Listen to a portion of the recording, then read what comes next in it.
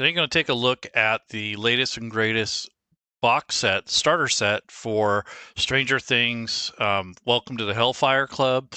This is an adventure, kind of takes place, kind of partially set into the series, and then also in partnership with the Wizards of the Coast and Netflix. So this is I would say kind of I wouldn't say necessarily a one-off, but this would be something that you would run with your friends, maybe the first time around the table, or perhaps just to get together and enjoy some of the nostalgia and also relive some of the moments from season 4. Season 5 begins, I believe, November 26th of this year. And I think there's going to be at least a couple of episodes that are going to kind of touch on these elements. So this is supposed to be a continuation of the D&D campaign session that was being played before the main characters got embroiled into the plot of the Upside Down and the Nether world, I should say. This still has something to do with Vecna, and if you've played the other box set, there's another set of rules and such for the older 5e rule set, but this is actually the new 2024 rule set. And speaking of the rule set, I'm using Fantasy Grounds 4.8.3. And this is not an official Fantasy Grounds video. This is just kind of doing this on my free will, in my free time as a volunteer. And then I'm using in the background here, this is the default dark theme. So there's a regular theme and then there's a dark theme. So before you load up Fantasy Grounds, you can change the theme to whatever you have in your repertoire. So I also have this throwback dice set enabled. So this is something that comes with Fantasy Grounds out of the box. And if you don't have all the rule books, with this particular box set, you can actually play by itself. You don't need to have all the rule books. And speaking of rule books, when you first open up Fantasy Grounds for the first time, and after you update it, and then you log in, you can start a new session. And in this case, this is just a 5e session, so I always name it 5e underscore whatever the game is. And over here on the right for library, this is where you're going to be able to enable your content. So if you click on books, this will show you what things you already have loaded. So I have a whole bunch of stuff here loaded that's not really necessary. If you need to expand upon anything or, perhaps go beyond level 3 in this case, you will probably need to get like a player's handbook or something like that. But there is the free SRD and the free rules, which will kind of get you there, but it is a little bit limited. So this is just going to show you what books you have on your bookshelf. And I'm going to go ahead and close that. Now, if I click on modules, this shows what I have loaded for this particular campaign. And I really don't even have to have this player's handbook, monster manual, and the dungeon master's guide. So if I go to activation, I can click on this filter down here, which says load filter. And this will show everything that's loaded. So I'm going to unload the dungeon master's guide. I probably won't even need that. Unload the player's portion of it, which covers the bastions. Player's handbook, I might leave that up, and the monster manual won't really need that because the adventure comes with pre-generated characters, it comes with monsters, tokens, all that sort of thing, so I don't really need that. And really, I'd only use the player's handbook if I needed, some sort of reference. But if you don't have those and you just have like the Fantasy Grounds license for $50, this adventure is $20. I think there are some sales and other platforms. I'm not sure, but basically $20 for the adventure. So you're getting like a DM copy and a player's copy. So the player's guide would be shared automatically to your players. You have this little green check thing. So when they load into the game, they can crack this open and start reading it if they want. This kind of goes over some basics for playing role-playing games, Dungeons and Dragons. Talks a little bit about the sessions, but it's really not a in-depth thing. But it goes more like over the terminology, what all the acronyms mean, just whatever basics. Like if you've never played before, that's kind of what that book is more for. And the other one contains the monsters, the adventures, maps, that sort of thing. So if you don't have anything but just that book, you can load up the SRD. So if I search by name, I'm just going to type SRD, hit enter, and you'll notice there's two. There's a legacy version, which is the 2014 5e edition, and then there's the 2024, which they're now just calling it just regular. They don't put 2024 on there, but you can load the bestiary from there, the player data in case you need some rules, and then the magic items. So if you really don't want to spend a bunch of money, for $50 plus another 20 for $70 basically is what this takes. Now, if you are buying it on Steam, of course, the pricing will be a little bit different depending on your local economy, the region you're in. But essentially, this is kind of like set up around playing for the first time or kind of revisiting the nostalgia of the series and the movie or the show. So this is all I have loaded right now. So I have the Stranger Things, the main book. It comes like broken in part. If you buy the box set, you're probably going to get, just like one book. But you're going to get this separated out. So, and the nice thing about this is that if you are going to do game prep and such, you don't necessarily even have to load the player's guide. So that would even pare it down even more. So one of the things I do recommend doing is reading the intro for the adventure. So to get this campaign kind of going, what I would do is set yourself up a way to organize your thoughts and not get too overwhelmed by all the little buttons and all the little doodads. So to get to this area, again, I went to modules, and this is assuming that I've already updated and I pulled in all the content. And then when you first start Fantasy Grounds, it gives you a pop-up and it will take you through how to activate content if you haven't created the session, if it's the first time. So this is all the content that I have loaded here. And there's another way to access those. So if you've already have it loaded and you don't need to activate or deactivate or make it available for players, you can go to books, and this will show you all of the SRD books that are available in your campaign that are actually loaded. So this is a nicer way to filter that out. So if you click on the player's guide, this is going to give you an overview for players. So it says, welcome to the adventure. It kind of gives a example of how role-playing might go. And with the box set, you're going to get these item cards. So for Fantasy Grounds, they're adapted as images. If you end up getting an item, I believe these would be attached or linked to the items in Fantasy Grounds, so you can have a visual representation. And then you have spell cards, which would be something you'd hand out around the table. And then here's some of the character sheets. It explains how these worked. Now, the Fantasy Grounds character sheets don't look exactly like this. And they were trying to set this up kind of like old school, like the nostalgic, but the way that Fantasy Grounds works and how modernized it is now, it wouldn't really be that. I guess it would look better, but as far as functionality, sizing, that sort of thing, it may not be worth the effort. But so it goes through the terminology of both sides of the character sheet. And then you get shows what the monster cards look like. I'm not so certain why they would show this. I kind of thought about that as going through here. As a DM, I don't know if I'd want the players to have access to the monster cards. I wouldn't mind showing an image like this, but giving them the stat block and all that, I don't know.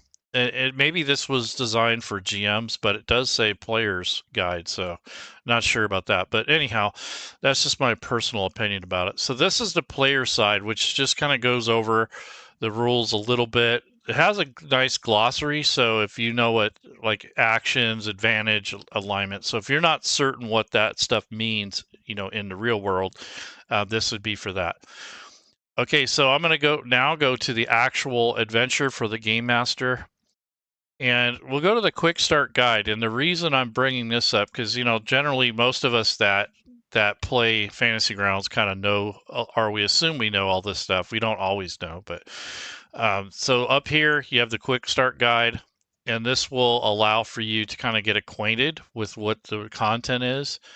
And this is a nice image of the box set, kind of laid flat. So if you were to buy the box set, you'd get something like this. Of course, you'd have the sides folded and everything. But at least they're giving you a picture of what it is and what you would get. And then this is the content that comes with the box set. So it kind of shows you what you're going to get with the box set. So there is a player's guide and there is some adventures in here. And then there's some really nice poster maps. And then these are basically the handout artwork that comes with it. And you kind of go through this and read about the content, talking about how to choose your characters, like how to get that set up. And there is an addendum or something that was added that's kind of important for Fantasy Grounds. So once you go through the quick start guide at the bottom, it tells you how this thing was adapted. Like, how is this box set converted into Fantasy Grounds? So it says the module is an adaptation of a board game and such. There are many things which are necessarily different from the print version. For example, spell, item, and monster cards aren't used, although the artwork is contained in the module. So they made sure they included that, but a lot of those things are over here on the right-hand side. So for instance, if you had a spell card, instead of having the actual card, under characters, you would click on spells and that would give you the, your access to those. So there's some differences there. There are no rules for character creation in the box set, so you're not really getting anything additional. You're just getting what you get as far as the player's characters go, unless you have your own content loaded, you make your own characters. But essentially, you get 5 pre-gens that are already made. And the reason this is nice is because if you want to get started and you don't want to spend an hour or two building characters, this will give you 3 different levels of the main characters for the adventure. And they're kind of made around the lore and the background of the story. The battle maps have several layers. So if you were going to have a battle map and you have it shared, it's going to be one image. There's no GM map and player map. What they've done is they've taken the GM layers and they've turned those off for the players to see or not see. So that's a nice thing. So you don't have like 3 or 4 different maps and that sort of thing. So there's no class information, but if you want to use this character in the game, for the ones that they provide, they give you instructions on how to access that. So I wanted to make sure that we show this. So before you get players added to your group and you've already decided to play with pre-generated characters, if you come over to the right where it says characters, this is where you would access the characters once they're added to the campaign. So what the instructions here tell you is to open up modules. You open up the adventure here, which is the GM's book, and then you click on pre-gens, and then this is where you would add those to the campaign. So this pre-generated window is just for pre-gens. And you can see, like, for example, Lady Applejack is levels 1 through 3. So you would add one or the other, or depending on your progress. So maybe after playing a couple sessions, you're going to let them use the level 2 character, so on and so forth. So they give you 3 levels for each character out of 5, I believe, for this particular campaign. So once you click on this little green plus button, it's going to add it to the characters list. So I have all the 3rd level ones here. And when the players join the table, these will be available to them to select. Once they click on the characters, it will pop up and they'll be able to look these over. And on the right-hand side, they have these tabs. So this would be a good time when they first join to go over this stuff with them. And in Fantasy Grounds, you're usually going to spend most of your time as a player on the Actions tab. The inventory occasionally, maybe to unequip or equip something. And then also maybe on your abilities, you want to look something up to see what you have as far as, traits and such. And then on your skills tab here, you'll have these where you can roll. So for example, if Lady Applejack, who is a rogue, by the way, wants to make an acrobatics check, all you have to do is where this +5 is, just left click and drag. And you can either drop it in the dice tray here, the chat window, or the newer feature in Fantasy Grounds is just to throw it on the desktop itself, and that will give you the value. And then your DM will compare that with the challenge rating, or maybe they have a challenge rating in mind, like maybe you have to roll a 12 or higher. So that's just some of the automation in Fantasy Grounds, and also some of the roles are a little bit different than playing around a table, or might be a little different than Foundry or Roll20. So these are your basically your totals here, and that includes any bonuses or penalties that you might get from your ability scores or proficiency. So in this case, this little star here means that you're proficient, and these double stars means that you have expertise in those particular skills. So those are just some of the things that you'll come across. I think as I wasn't really going to go over the player side of this, but to make things a little bit simpler for you, if you're going to play in this campaign, or if you have players, what I recommend doing, this is kind of a best practice thing, is this front sheet kind of has your saves, your abilities, and some of your traits and such, and your armor class. So these things here you rarely access unless you're going to make a raw ability check or a save. But one of the things I have my players do if we're going to be playing around a table online is I'll have them take this initiative roll, this +5, left click and drag it down to the hotkeys. And that makes it easier. So during gameplay, and if they're on the actions tab, they don't have to keep going back and forth between the main tab and the actions tab. So once they understand how to left click and drag this value down to the hotkeys, now I can click down there instead of on this sheet, and that will roll the initiative. So if I go to the combat tracker and I have a character on the combat tracker, which is something as the GM you'll have to do in the beginning. So I'm going to move this over, and I think the character sheet, I'll leave that where it is. And what I like to do as a GM is I'll take the character records and drag them onto the combat tracker. So left click and drag. So like dragging this little record link up here, and that adds it to the combat tracker. And that's the same with all the other characters. So if I bring these up, as I click on these, I can add them. I kind of wish there was a way to add them all at once, but as far as I know, unless you have an extension or some kind of mod, I don't think it's possible. But it is nice that you can drag and drop these, and you don't necessarily have to you don't have to do what I'm doing, but this is just kind of a best practices thing. So we want Will the Wise, so we'll drag his on here. And let's see, do we have the Paladin? Oh, so here's the Paladin. And I'll left click and drag that. So this would be kind of a starting point before your players really get going, is to add them to the combat tracker. And if you're going to hand out like experience points and treasure, you'll want to add them to the party sheet. So the party sheet is a GM tool. It's an overview of the group, kind of like a roster. And I'm going to take this little link here on the left here, on the right hand side, excuse me, drag and drop those onto the party sheet. And what that does is I'll add them up here as participants in the campaign. So if you want to use this up here, you want to put them on the party sheet. And this also gives you the ability to control and add things as required in your campaign. So as you need. So let's drag this guy. Okay, so now all the characters are in the campaign. So that was the first step. We're added the characters to the combat tracker, and from the combat tracker, I've added them to the party sheet. So that's your first step when you're managing characters for your campaign. Now, one caveat that I don't really care for about Fantasy Grounds, about character selection, is with pregens, there is no way to really preview these characters unless you have like a physical copy before selection. So this is a gripe that I've had for a long time with the actual platform. So in the character selection window, when a player first joins, if they click on, let's say, Lady Applejack here, it's going to remove that character from this pool.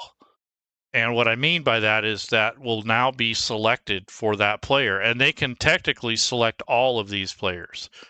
So that's one thing that I don't care for. So like, let's say you have 3 people connected to the table. There's no way just to click on it and get a preview of it without selecting it for your character.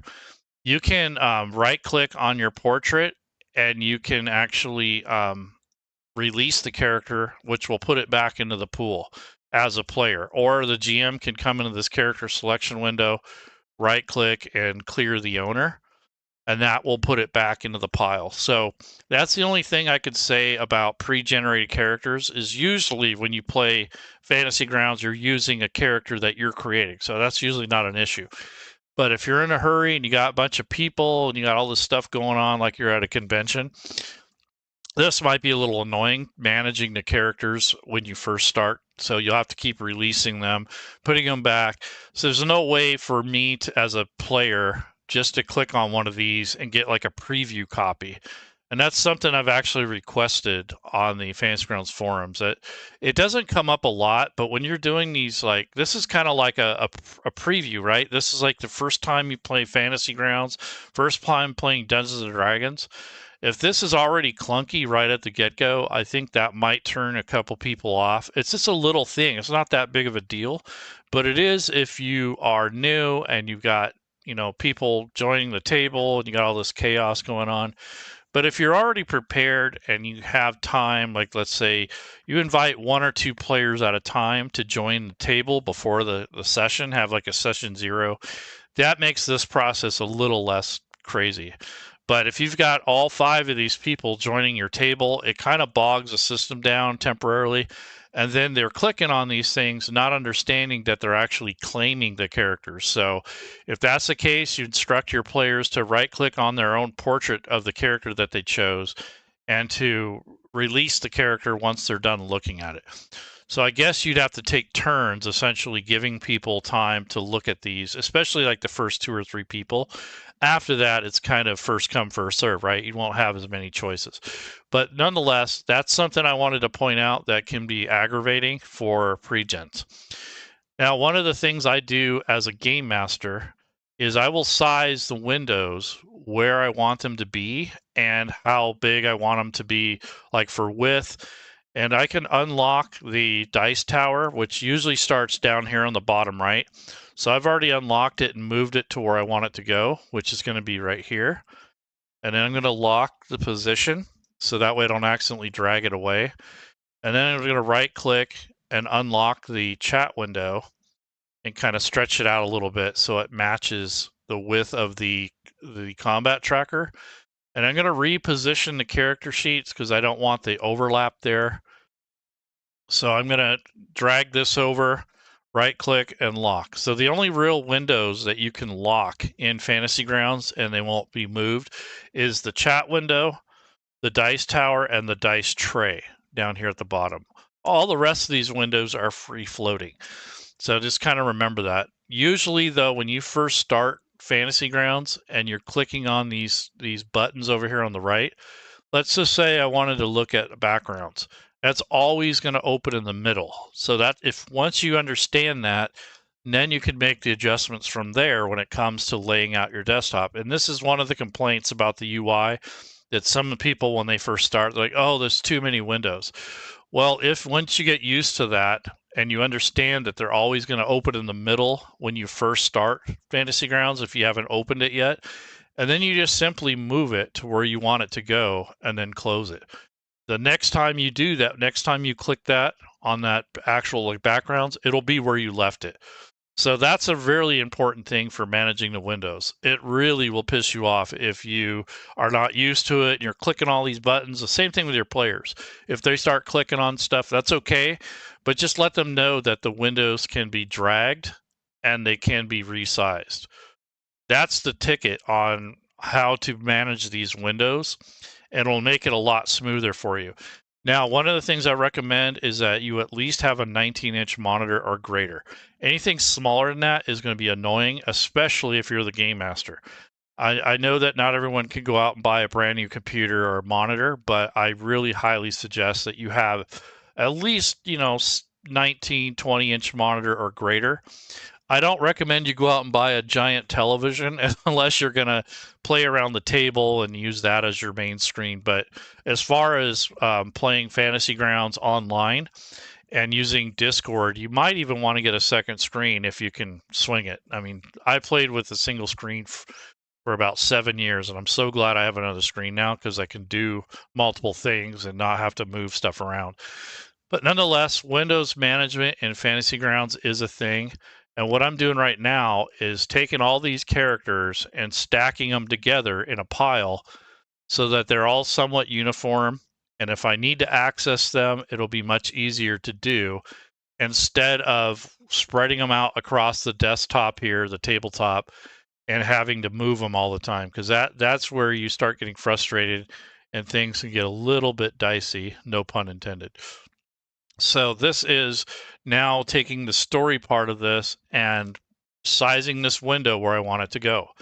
So this top right corner is essentially where I'm going to be putting my maps. All my NPCs and players are going to be here in this middle part next to the combat tracker, and then my story entries and such are over here. And that's all I'm doing right now as I'm explaining is sizing the windows, putting them where I want the starting locations to be.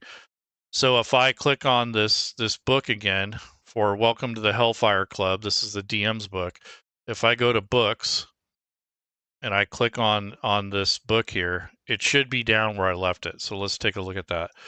So click on that and there it is. So this is kind of what you want to do in the beginning before you really start playing, is to click on some buttons, figure out where you want stuff to go, resize the window on the bottom right-hand corner, left click and drag, and you can resize however you want it, and then place it. And once you do that, they should pop up where you left them, essentially.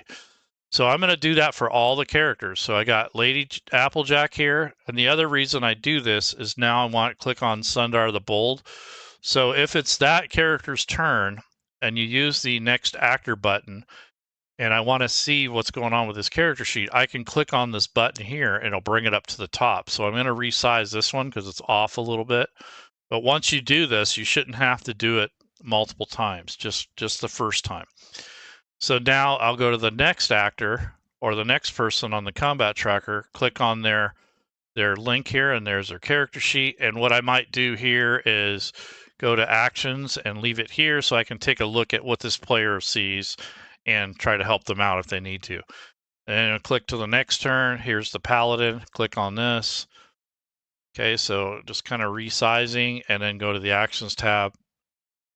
And there we go. So this is why I do this. And here's Nog the dwarf. It's off a little bit. I want to go ahead and resize it. And there we go. So now when I go back through this list here, I just click on this link on the right-hand side, and that brings the character sheets up to the top. So it's kind of like a rotating deck of cards. And once you understand that basic functionality of Fantasy Grounds Windows, it's not as bad, it's not as annoying. So that's just something you're going to have to either accept or fight. And once you understand how this thing was meant to, well, how they imagined it in the beginning there, it is a little bit old school, but at least you're having less time, less irritation, I guess, is what I'm looking at.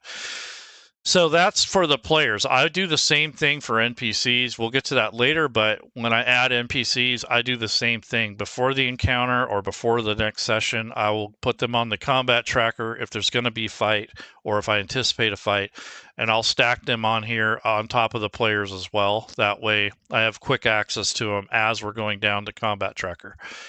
So I'm going to left click and drag this little arrow back to the top of the order, because we haven't started yet. So this would be the first round. And what I'll go back to the character sheets and managing it. If I play Lady Applejack here, this is going to be my character, I'll say. So I already dragged this, my +5 initiative down here. And I'm going to go to my skills and possibly take a look and see if I want to drag any of these. So probably perception would be one that I might drag down to the hotkeys, and then maybe stealth. You don't need to do every single one that you're proficient with or not. just maybe the top 2 or 3. So when your game master says, I want you to roll a perception check, all you have to do is click on this bottom on the hotkeys, and that'll roll the perception.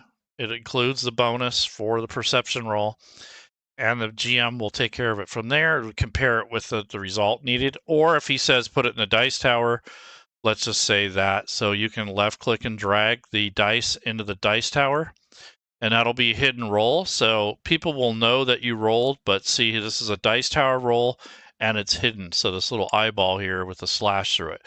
So this would be a hidden roll. So occasionally when you're doing checks, especially ones that are more mental and not so physical, I usually have my players drop that in the dice tower. This way you kind of get away from the metagaming and you don't have people anticipating what they need to do based off the result of the player making an action, especially stuff that has to do with perception, wisdom, intelligence, those sort of things. So I usually make those dice tower rolls. Now this is a homebrew kind of my sort of thing. You don't have to do that. You can do all the rolls out in the open if you want. All right, so this is generally how I have my desktop set up. Before I even really start playing, this is how I want it. So there's the Vanishing Gnome, Scream of the Crop, and the Ballad of the Rat King and Devil Metal Die. So these are like 4 or 5 adventures that come with the box set. I don't know enough about those adventures yet to really pace it or know how long it's going to take to run it. But I imagine these are set up for 1-shots or maybe a 3-shot. But let's take a look at how I would prepare for this. So one thing that I do for myself, you don't have to do this. You can either make a story entry or you can click on the player notes if you're only going to use it for this campaign. And I'm going to make my campaign setup notes.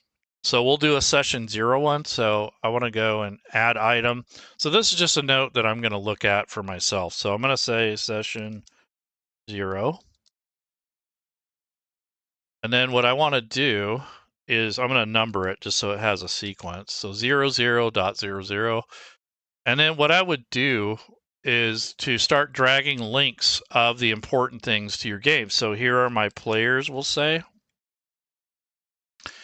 And I'm going to highlight this text and hit Control-2, which will make that like a header.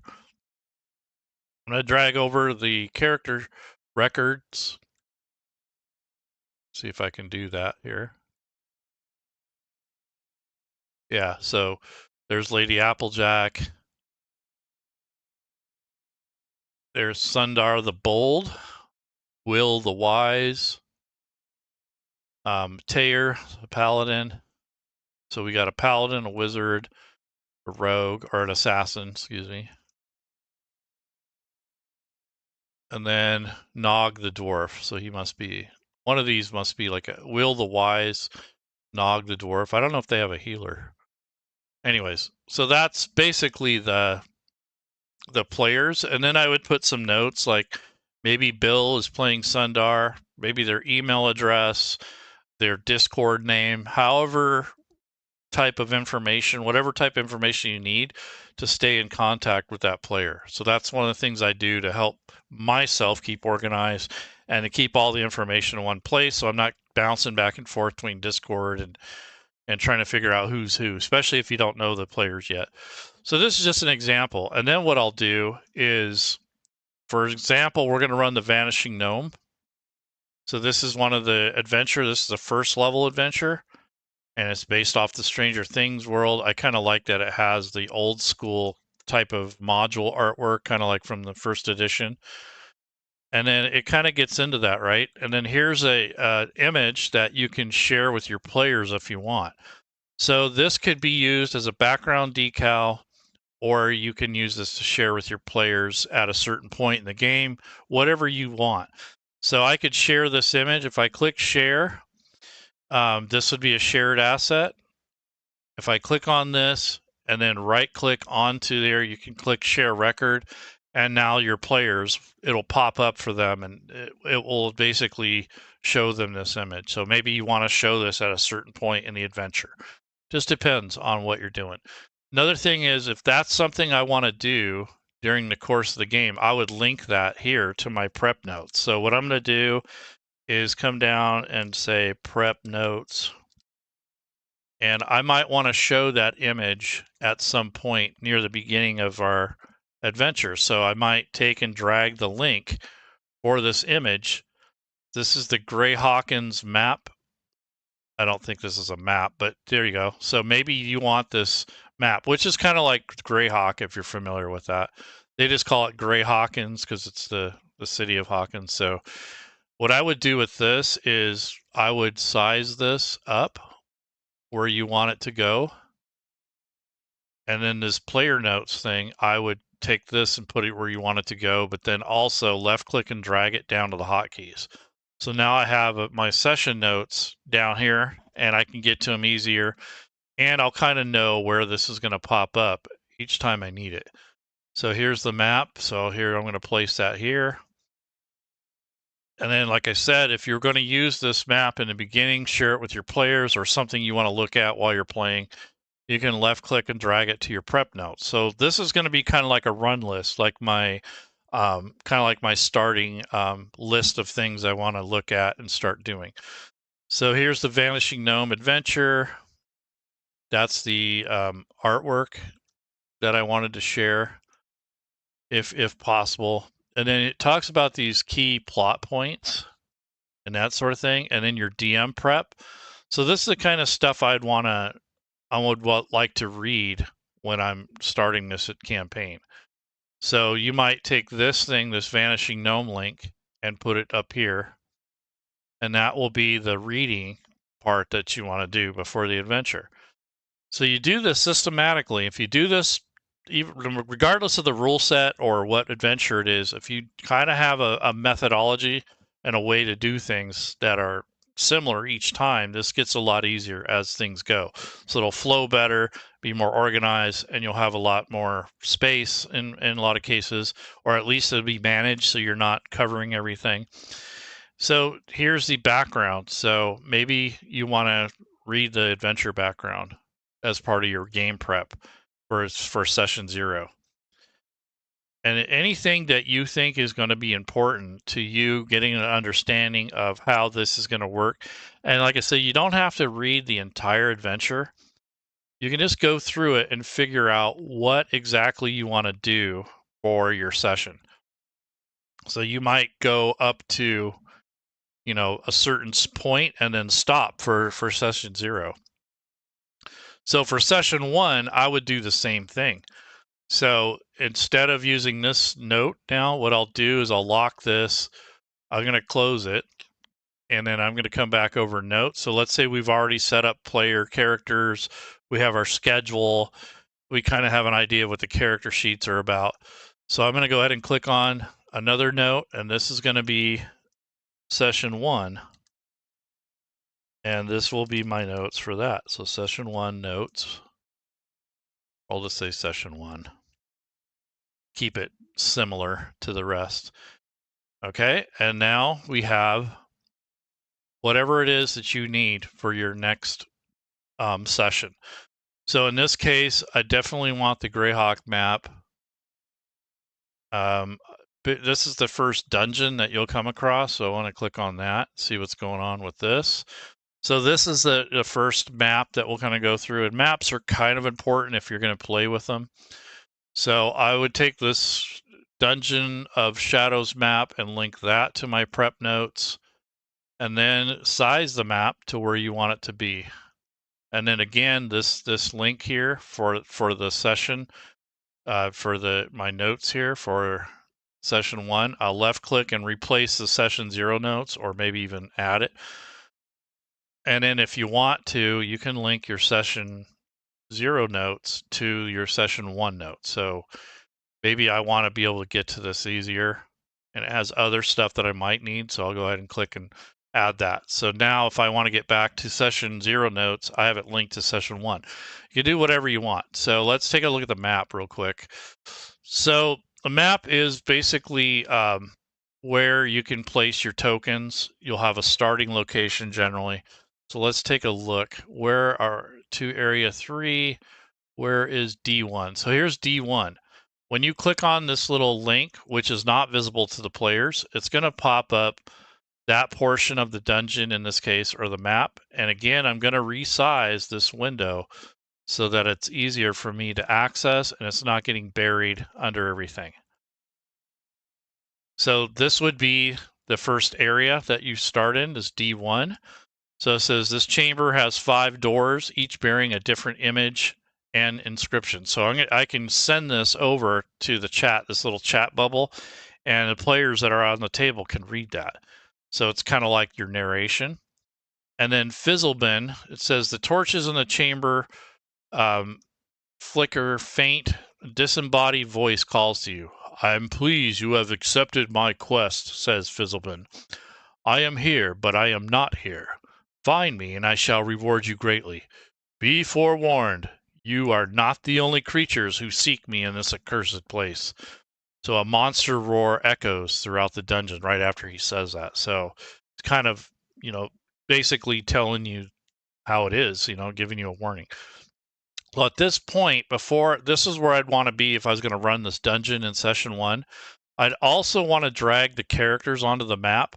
So you can do it one at a time and place them meticulously, or you can take this little link here, this faction link, left click and drag it, and it'll plop them all on here. If you need to set them up in a certain formation, like a marching order, if you come over here to the party sheet, which we were setting up earlier, and you click on order, this will be your watch order. So I'm just going to type these in. I don't really care what order they're in, just to show you that this is just a way to keep track of who was at watch at what time, that sort of thing. So these don't do anything mechanically. They just kind of sort the watch order.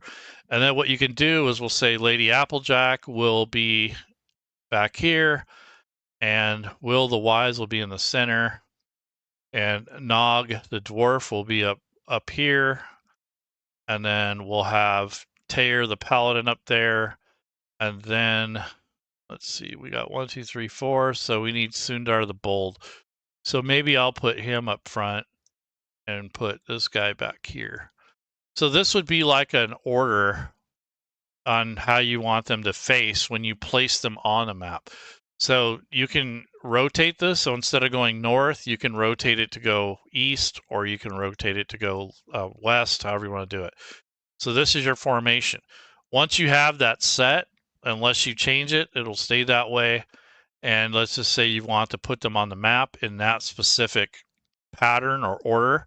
So if I take this little link, or I can do the one over here on the combat tracker. So in this case, I'll left click, drag, and the center should be right there. And that puts them on the map in that specific order.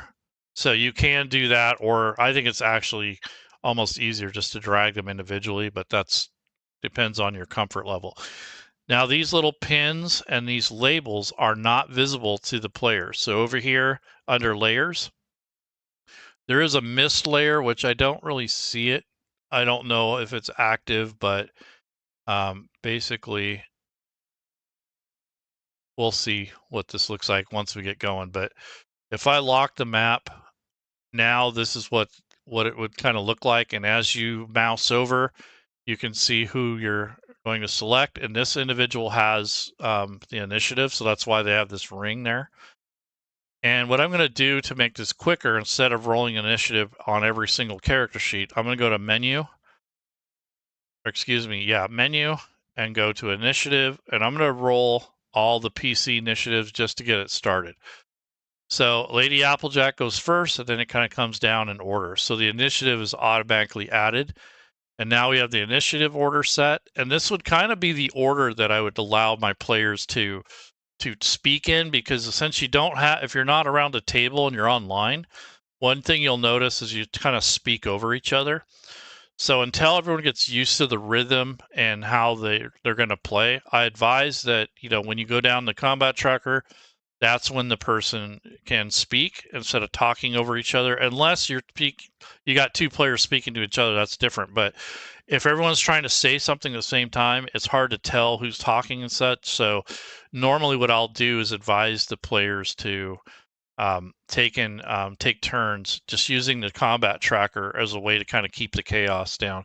I don't mind that players are speaking and they can speak out of turn, But this is Lady Applejack's turn, so she gets her action.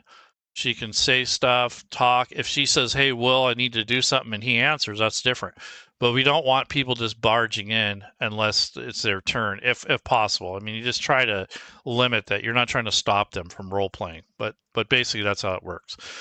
So now that you have this, if I click on the player, I want to show you what this looks like from a player's view, because this is like a GM overview. What I want to do is unlock the map. Normally what I'll enable the player view. So now this is what the actual players see. And I usually leave it that way so that I get a better idea of what the players see. If I leave it in the GM overview, this area is kind of grayed out and this is the area with light. But if I click on the player view, this is what it looks like for the player. So if I click on each player here, that's going to give me a view of what they see. And that's why I usually run it that way. If you hit Control P as in print, but it doesn't actually print, Control P, you'll get the preview of the whole map. So if you lose your bearings or you need to know like where everyone is at in relation to the main map, then that's basically how you'd want to do it. So depending on how this thing is, you have different doors. So D2, there's different doors that lead to different areas. So door 1, door 2. So the players would have to make a choice. If the door is locked, so let's just say they want to go forward. If I right click on it, I can lock this door as the game master. So let's just say on my turn, I decide to move and go check the door. So as the GM, I have to hold down the Alt key, but basically this is how you keep track of your movement. So she's going to move up here. So she moved 25 feet. If that's a good movement and she's not like walking through walls or furniture and stuff, I'll go ahead and approve it. So she'll move up there. She's going to check the door. It's locked. So I'm going to ask her to make a pick lock or disarm trap. This is something that was added in, by the way, by whoever adapted it. So the DC challenge rating for that lock, I'm going to say, is like 13. So if she rolls a 13 or higher, she can disarm the lock. And I'm going to have her roll in the dice tower because I don't want the players to actually see what the number is. I'm going to describe it as a story. So we have her pick locks here. So I'm going to left click and drag the +5, this number, into the dice tower. So this player is going to roll and we'll see what she gets. So she rolled a 14. So she just made it for like 13 or higher is what I had said. I don't tell her that, but I just ask her to. So she puts her ear up to the door and she unlocks the door and she hears a little click and it unlocks. So what I would do as a GM is you can hit shift and you click on it. So if you hold the shift key and click on it, that unlocks the door as the GM. And now she's going to go through the door 5 feet and take a look. So now that she's on the, moved and she's done her action, I'm going to go ahead and lock the map. And there she goes. So that's basically where she ended up on her turn. So she unlocked the door, finished up her last 5 feet of movement. And now that she's done, I'm going to click the down arrow. So now it goes to Will the Wise. So it has this little outline here. So he can decide what he wants to do. So I'm going to click on the link here. And I'm on his actions tab already. And I think what I want to do is, I'm kind of a cautious player, so I might do Mage Armor. So what I'll do is I'll tell the GM, hey, I want to cast Mage Armor. I'm going to manually click on the first level spell because I'm going to use that.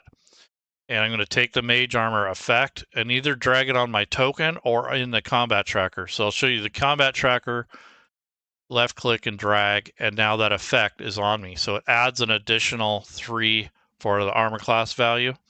It doesn't change the character sheet, but it does it mathematically on the combat tracker. So my AC is 11, but with the AC of 3, it's 14. But it doesn't show that, but it does mathematically. So that's basically his turn. And what he's going to do is he's going to go to the back here. So he's going to kind of back up a little away from the doors. so he can be available in case, and he'll watch the staircase that he came down. So I'm gonna go ahead and move him over there. So he's moving here, there, and there, and I'll go ahead and approve it. So that's his move. Basically his turn. He's going to keep an eye on the stairwell and kind of back off from the doors. So I'm going to click the down arrow again. So the next player. So this Sundar, the bold guy, not exactly the brightest in the bunch, but he said, I'm gonna pull out my great sword. So that's two-handed weapon. So I want to change that to two hands. And what I'm going to do is basically have him open the door. So he says, well, what's it over here? So he opens his door and he sees us and he's like, So I'd have to pull this up and describe this to him as he goes. So he kind of opens the door and peeks in there to see what's in there. That's his turn. And he says, there's something strange over here. So I'd have to go down and look at, let's see, what door is that? This is D1. Oh, this is the web door. So I'd click on that and it says a spider web is etched into this door. The inscription reads Den of Itzy. So he would see that as he, as he was claiming that he wants to open the door, and then you'd sell the webs in here. So then the next player, we'll see what happens. So Nog, the dwarf, let's see what he does. So he's a cleric, more domain. So here's our priest. So he says, guys, let's not venture off too far yet. Let me bless the group. So this is kind of fun. So as the GM, I can see that this player is standing here. So he's going to move to the middle. So I'm going to have a move here. I'll approve the movement. And he's going to cast Bless. So he can cast up to 3 people, including himself. So he's going to cast it on more of the squishy people. So himself, the wizard, and the rogue probably. So I'm going to hold the control key, the right control key, and I can click on each target. So Lady Applejack, himself, and the wizard. So all 3 of these are targeted. So when you look at this Nog the dwarf, you can see it says targets, Lady Applejack, Nog the dwarf, Will the Wise. And now I'm going to apply the effect. So this will have give him an attack of 1d4 bonus and a save of 1d4 bonus, and it's a concentration spell. So I'll go ahead and click on that, and now that actually it will basically add that effect to each player. And so he's blessed the people in the group that he's concerned about. And then if he wants to remove the targets, which I recommend you do since you're not going to be using that spell again, you can clear it from here. So I'm going to click on I think this clear targets, and then that way he's just not targeting him in case he does a different thing. And he said he's going to pull out his battle axe, which is his species weapon, and kind of wait and see what happens. And I got to check off his first level spell slot, and that's his turn. So then I go down again to tear the paladin. Click on this link here. This is his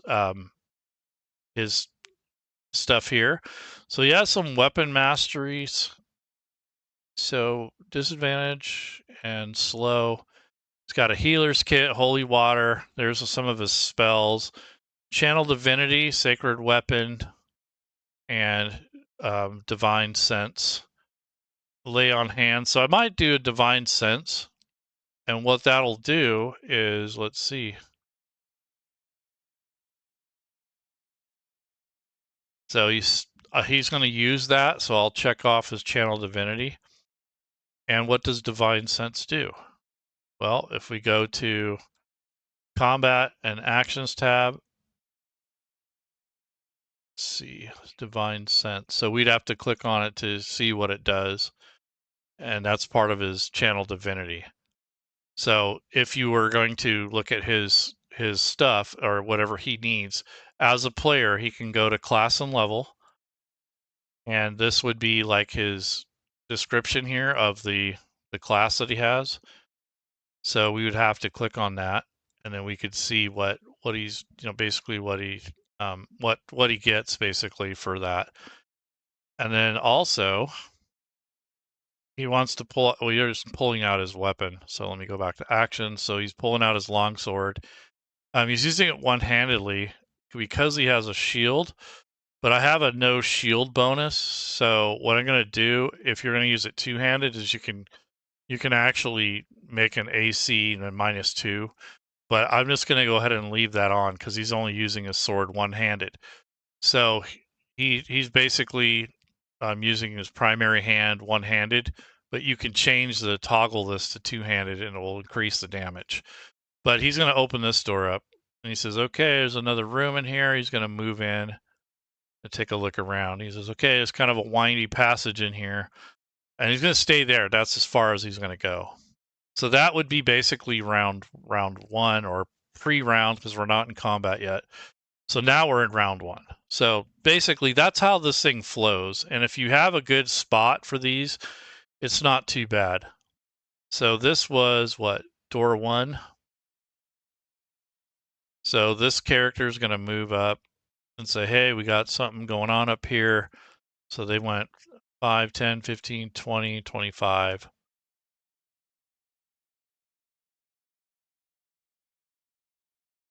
All right, so I'm going to hit Control P, see what's going on. So as the GM, okay, so there's another door there. So she kind of shouts back, hey, there's another door. I don't know if she would shout. That's kind of goofy. But then she says, there's another door. There's some kind of chamber up here. So then maybe the others will follow her. So that would start round one. And then, of course, as the game master, I can click on this link. This is the Forge of Gibble Tracks. And then this, I would size this so when I need them, they're not burying everything else. And if I click on it again or I need it again, it'll pop up where I want it to be. So that's how I would prepare for this adventure. So I make these little notes here, like my session 0, session 1, and just take it to as far as you want to go for that session. And if you need to make it go a little longer, then make the combat last a little longer, whatever. So, plan for a couple hours or maybe 3 hours and then call it good. And then next time you play, before you start again, go to make another note, drag the links you want, and start from there. So that's basically how I would do it if you were going to run this for the first time. And you kind of get an idea that if you click on the token, you can see from that player's perspective. That's why I leave the player preview on, because I kind of want to see right away. And like I said, if I needed to see more of the dungeon, I can hit Control P to look at everything else, see where it is in relation to one another. And just remember that the players can't see the letters and these things here. So the secret doors, the room numbers, the traps, that sort of thing. They can't really see that. So anyhow, folks, you guys take and check it out and have fun. And this is kind of applied to just about any adventure, any rule set. So if you play Pathfinder or Call of Cthulhu, even if you do this method of kind of laying things out, getting a little bit organized, developing a sense of, what you want to achieve and that sort of thing, it makes this a whole lot simpler. So you guys take care, enjoy the rest of your weekend, and I'll see you next time. Bye-bye.